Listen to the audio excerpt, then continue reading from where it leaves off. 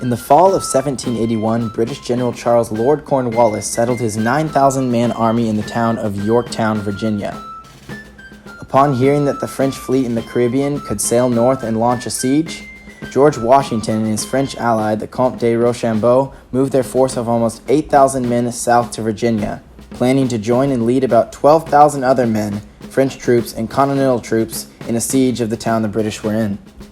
On September 5th, while the Allied army was still on their way, the French fleet, commanded by Admiral de Grasse, guarded the entrance to the Chesapeake Bay.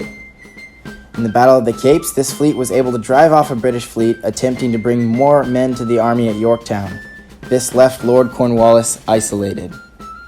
After a tough march from New York, the Franco-American army arrived near the town of Yorktown on September 28th, and they immediately began to besiege Cornwallis's army.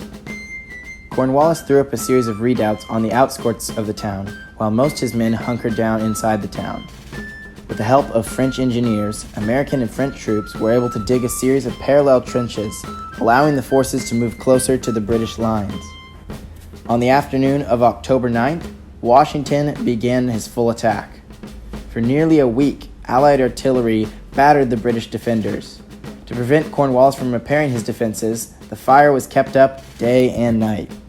On the evening of October 14th, a full-scale attack ensued on the British redoubts number 9 and 10. The attack on number 10 was led by Alexander Hamilton with a detachment of 400 light infantrymen. The Americans, with fixed bayonets and no bullets in their muskets, were able to win a vicious fight. At the same time, the French were able to take control of redoubt number 9. Surrounded on three sides by his enemy, Cornwallis and 8,000 British soldiers laid down their arms on October 19, 1781.